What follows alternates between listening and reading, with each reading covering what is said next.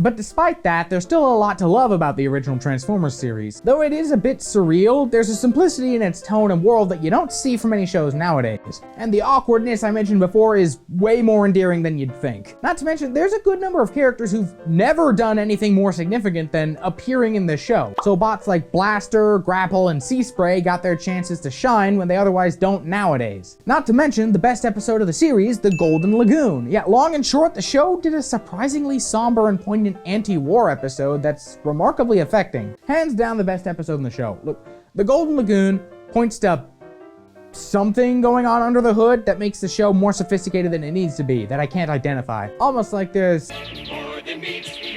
but 3 seasons, a crossover with G.I. Joe that no one talks about, and a movie later, the series ended on a pretty neat note. It wasn't until the 90s that Hasbro tried to bring the show back. Don't bother watching the Generation 2 cartoon. It's literally just some G1 episodes with new scene transitions, and it's not even all G1 episodes. The best thing about Generation 2 is that it's where we got the name Generation 1. With interest in the franchise dwindling, there was only one thing to do. Something drastic. Transformers Beast Wars. Now, the robots in disguise are using animal skins for their espionage. Technically, plenty of classic characters turned into animals, but the Beast Wars characters were realistic looking, almost to a fault. Several of them turned into bugs and such, so arachnophobes be warned. This show single-handedly saved the entire brand from falling into obscurity, and it's a shame I have to summarize so much of it for my viewers. Yet, much as I love Beast Wars, there's a lot that the show is really bad at explaining. The characters are the Maximals and Predacons, the biological descendants of the Autobots and Decepticons. A small group of both Maximals and Predacons travel through both time and space, crash landing on prehistoric Earth, and take on the organic disguises, which so named the Beast Wars. It's kind of a spoiler that the planet they're on is prehistoric Earth, but the show is decades old, so I'll think I'll live. To reiterate, these are not the same characters as the Autobots and Decepticons, even though there is an Optimus and Megatron in the show. These aren't the original guys, they're just named after the originals. Something you'll notice is that Hasbro has a habit of reusing certain character names, not for new versions of old characters, but for completely new characters. It's their way of maintaining trademarks, because they lost several after the original series, including Bumblebee. Have a scorpion-themed bad guy? New Scorponok. Is your character related to fire? Inferno. Can a dude fly? Silverbolt, etc. Most confusing was a character named Dinobot, like the group. They named a dude after a team. That'd be like if I named my first child Antifa. Beast Wars would go on to do things quite differently from G1. Out with 2D animation, in with early CG. Looks odd, but you get used to it. Hoping to see every character from the toy line on TV? How are you gonna do that? Having every character in the show would be impossibly expensive with CG, so just have small teams of Maximals and Predacons, but to compensate, make them well-written multi-dimensional characters as opposed to one-note goofs. Want an action comedy? Well, yeah, but more action than comedy that organically develops from Rhinox getting a deadly case of hiccups into a conspiracy in which new Megatron tries to murder the original Optimus in his sleep. Props to where it's due, the show took Transformers into the realm of modern action shows. Now, to digress for a moment, these are just the American shows. Hasbro's Japanese partner Takara had been making anime follow-ups to the original G1 cartoons since the 80s. And while I won't go too deeply into them for the sake of time, these certainly exist. Even stranger, Takara would make entire shows to fill in for time in between seasons of Beast Wars. That makes those shows either ridiculously cheap or rushed. Eventually, they pivoted back to focusing on the Autobots, fighting Predacons in the modern day with the series Car Robots. More on that in a bit as we head back to America. Beast Wars was followed up with a direct sequel, Beast Machines. The Maximals return to Cybertron to find their Megatron has conquered the planet, turning the populace into mindless Viacon drones. To combat this, the Maximals become partly organic themselves to fight machine corruption. No time to question why the franchise about robots is making an ecological point against technology. I'm too busy worrying about these horrific character designs. God, the animation is technically better than Beast Wars, but these character designs are legitimately some of the ugliest 3D models I've seen. And on top of that, the show had some weird writing quirks. Much of the Beast Wars cast, now beloved characters, were changed in odd ways. Yeah, it's a more grim situation. It makes sense that some of them act differently, but most of them don't make sense. Megatron's motivations come completely out of nowhere, and Rhinox is off his meds the entire show. Even with some entertaining villains like Jetstorm, the series doesn't feel like a sequel to Beast Wars, which is funny because the writers were actually not allowed to watch Beast Wars while making this. Wow, good thing that doesn't happen anymore. Sure, you could just pretend this has nothing to do with Beast Wars and you'd probably enjoy it more like that. But ironically, its best moments are when it actually tries to be a sequel and follows up on stuff from Beast Wars. Kind of a paradox. But there is something worth looking at in this show. I mean, the entire plot is about the diametric opposition between technology and nature, and Optimus Primal ends up having to learn his mindless adherence to his extremist beliefs is actually detrimental to the very planet he's trying to save. Extremism is the enemy of ideology. Yeah, add that to the list of lessons nobody's learned. Beast Machines has some surprising intelligence behind the writing, but unless you can stomach the abhorrent character designs on top of the character reimagining and very repetitive action, I can't in good conscience recommend it. And that's how America felt. So Hasbro needed something big to restore interest in the Transformers brand. And with Takara having the same problem in Japan, the two companies decided to collaborate on their next show. The first ever ground-up reimagining of the Transformers franchise that wasn't a sequel. It was gonna be big. It was gonna be expansive. And it wasn't gonna be ready until a year after Hasbro needed it to be ready. Dang, we need something to stall for time. Sure, why not? Technically, the first Transformers reboot. Car robots became robots in disguise. Optimus Prime's Autobots versus Megatron's Predacons. You might be wondering, if this was just a Beast Wars sequel in Japan, how could Hasbro just pass it off as a new show in America? For one, look at the main character. Fire Convoy really looked like Optimus Prime. But conversely, the villainous Gigatron looked nothing like Megatron. And since Hasbro wanted to distance their main villain from the Second Amendment, so to speak, he could pass for a drastic redesign. Just scrub the dialogue and bam! Honestly, it's a miracle this show exists at all. Not just because it was basically made to fill for time, but because it debuted in September 2001, and was quickly affected by that other thing in September 2001 that changed everything. Not only was this dub made rather quickly, but they had to redub it again to censor Massacre and Destruction. Several episodes aired out of order, some didn't air in America at all. Flash forward to today, and this show's pretty much the overlooked little brother of the franchise. I know it rid, but it had some lasting influence. Optimus spent some of the 2000s turning into a fire truck because of the series, and it even introduced the character who'd later get the much more evocative name, Nemesis Prime. In any case, it's a fun little snack of a show, and I recommend it if you're really interested. Hard to find though. No North American DVD release, and no streaming release that I could find. Your best bet is piracy, unfortunately. But now let's get to the actual first real reboot, known by fans as the Unicron Trilogy.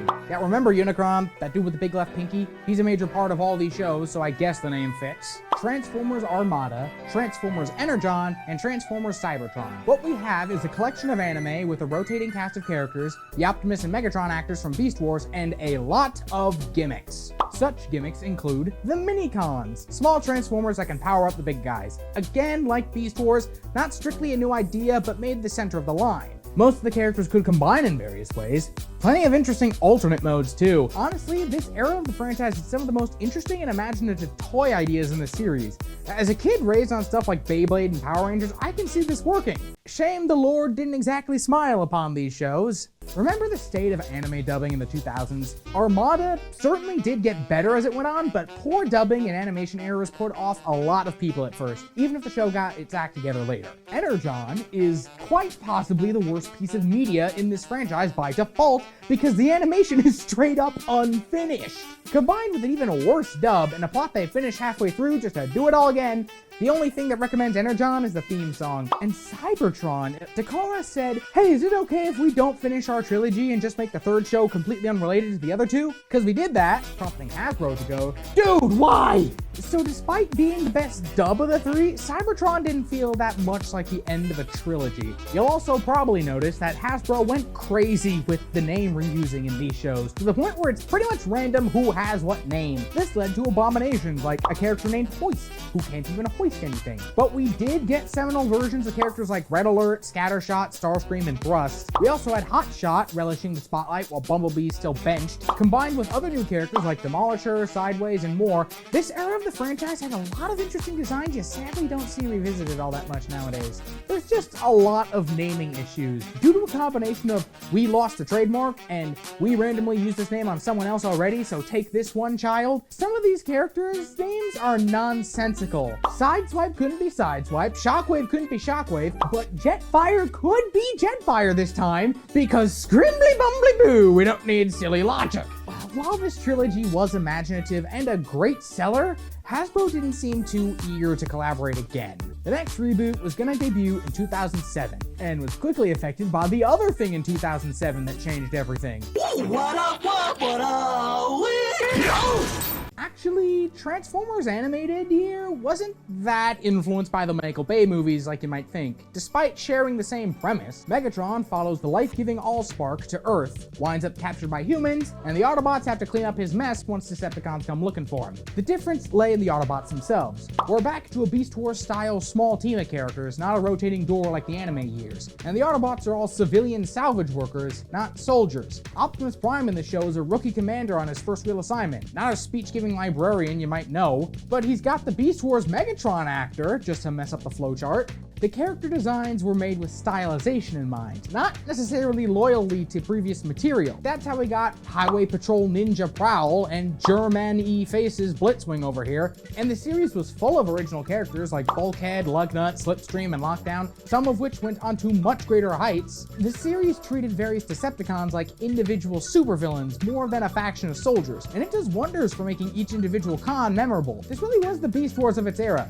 Even had Beast Wars characters. But Hasbro's plans to make their own TV network, among other things, meant Animated here got canceled 3 seasons in, with plans for a 4th season going unfulfilled. A shame, since several plot points and mysteries were left unresolved by the end of season 3. Animated was the only Transformers show to get canceled before it could finish all of its plans. And if I could deviate from the prompter here for a second, the time to do a 4th season would have been when Derek J. Wyatt was still with us. And that time is past, unfortunately, so we're probably not seeing this one again. A short-lived but much-loved show. Can't recommend this one enough. But Hasbro had something big in mind. Something called the aligned continuity. So, okay, I'm trying to think of the best way to explain this. You know how Warner Brothers is planning on having all of their DC Comics stuff outside of the comics happen in one universe? The aligned continuity was basically that, but 10 years earlier, not including movies, and on a much smaller scale. And to that end, we got Transformers Prime. The name's not just a clever reference, because it's a central pillar of the definitive, or Prime universe, ha ha ha. The character designs in this show take heavy inspiration from the Bay movies, but they look cohesive and identifiable. Thus, they're generally better. The writing, again, does the Beast Wars thing. Small cast of deep characters. We have good-looking animation, endearing characters, phenomenal voice talent, including the original voices of Optimus and Megatron returning to TV screens. Plus, the first time RC's been a main cast member since the 80s. Like, good for her. Also a miracle series here, since the show was rushed into production, and they basically ran out of series Bible by the end of season 2, and did their best to comply with Hasbro's demands for the final season. It absolutely blows my mind that the staff of this show did 2 years worth of work in 10 months, got the show to air, proceeded to wing it for the last season, while dealing with constant budget issues, and also wound up making one of the best shows in this franchise while doing it. I consider this the best Transformers show, end of story. But let's go over to the other age bracket, Transformers Rescue Bots. Easy premise. A group of non-combatant emergency worker Autobots land on Earth, and how does it go? Oh yeah, Optimus Prime gave them this mission. I don't know if we can play it, but this theme song is better than it has any right to be. Working with a family of first responders, they save lives on the island of Griffin Rock. That's not important, but here's what is important.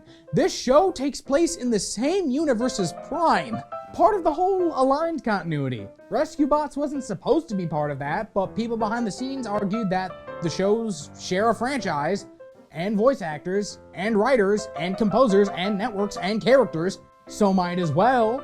It's just surreal that the universe with a giant baby is the same one with breakdown body horror. In any case, Rescue Bots is again way better than it has any right to be. Serialized plotting, genuine wit, and possibly the best human characters in this franchise. Nice to see, since humans are so often afterthoughts. Yeah, tangent? I feel like this show was at one point supposed to be about the Protectobots.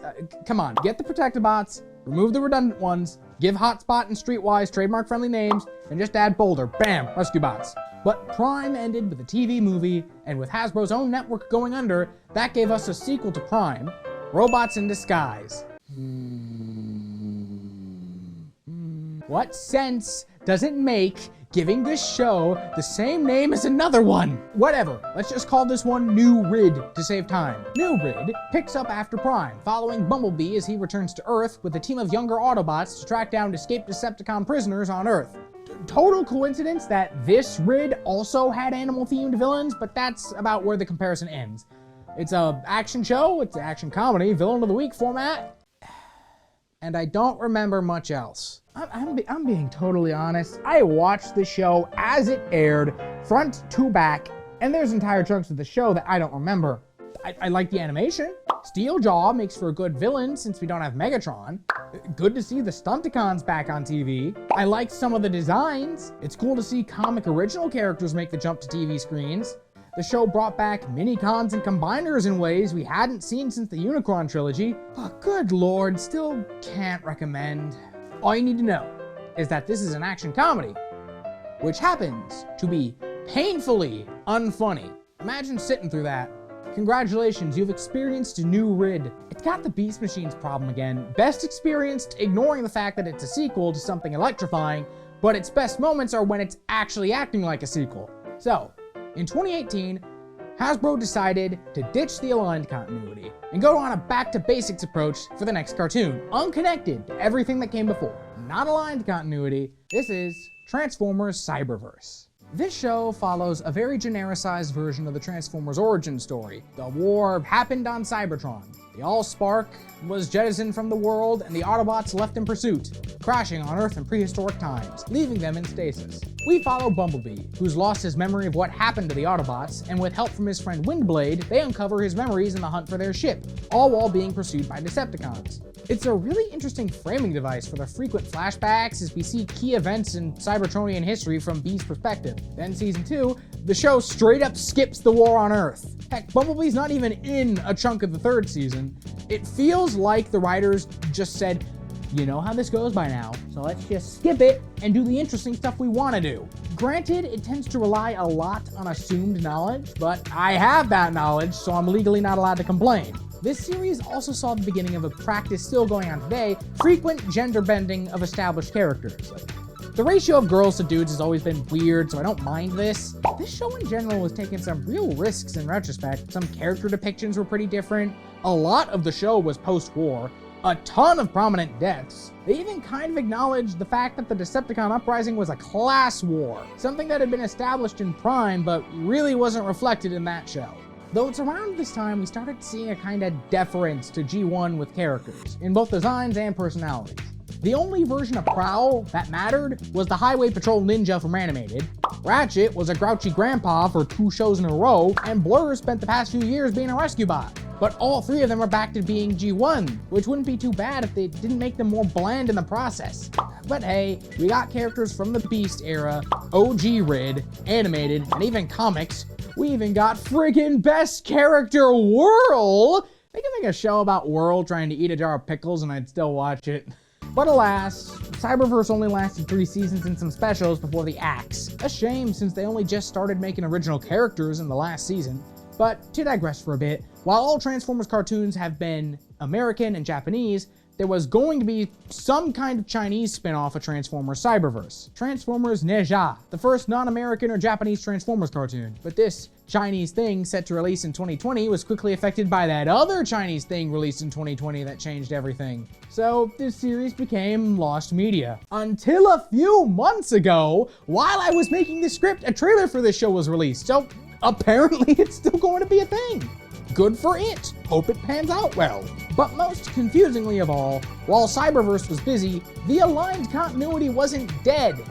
Because Rescue Bots got a sequel, Rescue Bots Academy. Yeah, don't be fooled by the art style. This ain't connected to Cyberverse. It's still aligned, still Prime. We got a class of younger rescue bots, including a new version of Hotshot, learning from the best to be the best rescue workers they can be. They also technically got Whirl on TV before Cyberverse, but unless this girl comes into school with an eye patch, not my Whirl. Remember what I said about Beast Machines and New Rid? Yes, I can see some of you are ahead of me on this. All you need to know. I'm already skipping stuff for the sake of brevity, such as the War for Cybertron Netflix trilogy. No relation to the games of the same name. Ow, my frontal cortex. Remember how I said Cyberverse skipped the expected stuff? War for Cybertron is what it was skipping. G1 was very goofy, simple, and not bland. This is the diametric opposite. Serious, complicated, and very bland. This show feels like what happens when you constantly tell writers, leave things open for next season, while not actually telling them what's supposed to be happening next season. This is the most basic version of the modern G1 story. Even returning Beast Wars characters can't make this worth a watch. You can skip season 2 entirely and miss nothing. It's that kind of show. I've also been skipping Transformers Bots. I have no idea what to make of this show. I debated skipping it outright, if not for Transformers in the name. Like, did you want Transformers who turn into random stuff and food?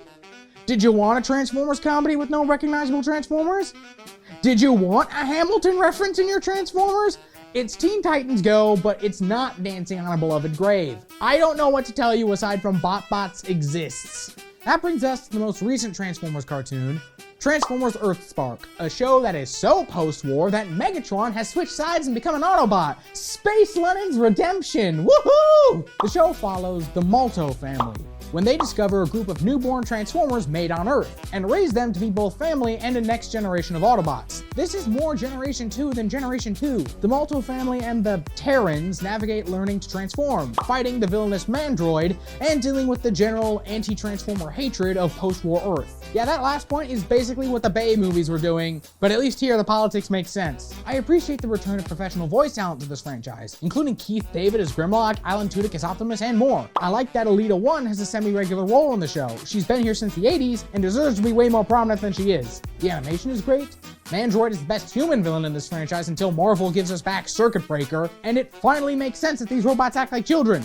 because they are. Yeah, boy. Unfortunately, it's really hard to talk about this show without addressing how the public received Nightshade. The series introduced a non-binary character and instantly became a victim of the culture wars. Even though they're robots, so certainly they'd all be genderless, but I digress. I don't buy the whole they're corrupting the children argument when the show is on a streaming service where Hasbro's basically hiding it. But look, if you really don't want your kids exposed to that kind of thing, just don't let them watch the show. Shouldn't be hard. It's the one Transformer show on Paramount Plus. Nightshade doesn't even show up until a ways into the first season. And even then, they're the least prominent of the Terrans by far. If your kid still sees Nightshade when they shouldn't after going past all that, you're kind of telling on yourself there. I feel like the people who complained about this don't understand how easy it is to not watch a show. Look at me, I'm not watching Avatar: The Last Airbender right now, see? Look, back to the stuff that matters. This show is really good at balancing themes and occasionally dark storytelling, while also being the most wholesome Transformers show since Rescue Bots.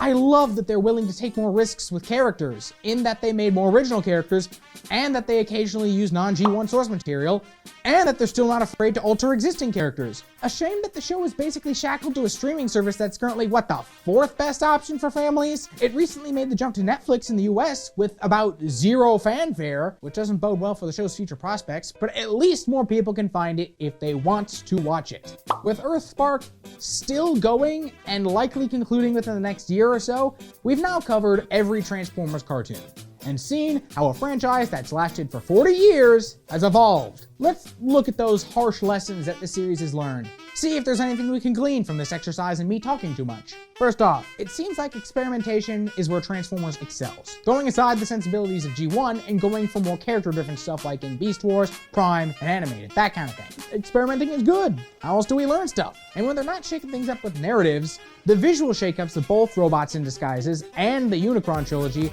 has given us some of the most unique designs that we really don't see anymore. These shows can be weird, sweet, intelligent, and everything in between.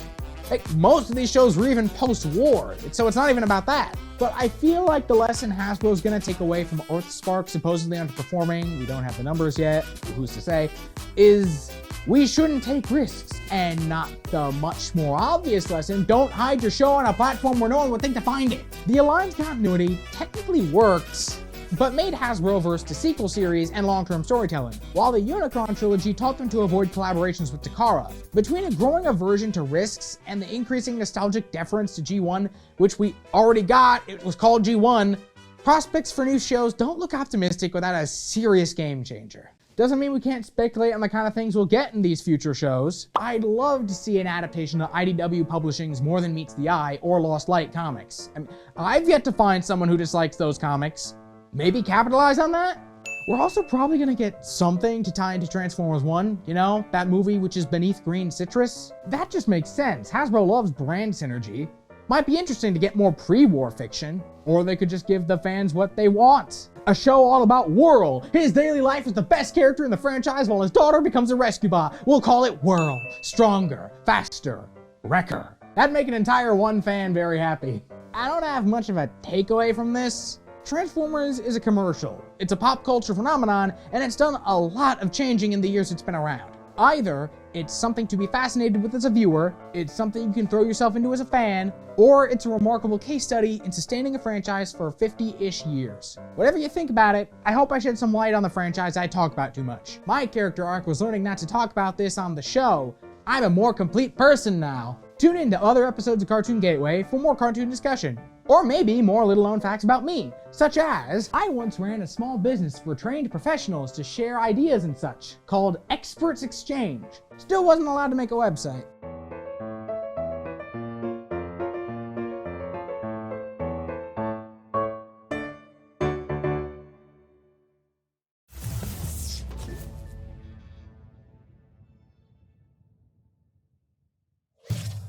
Funding for Simsbury Community Television is provided in part by contributions from viewers like you.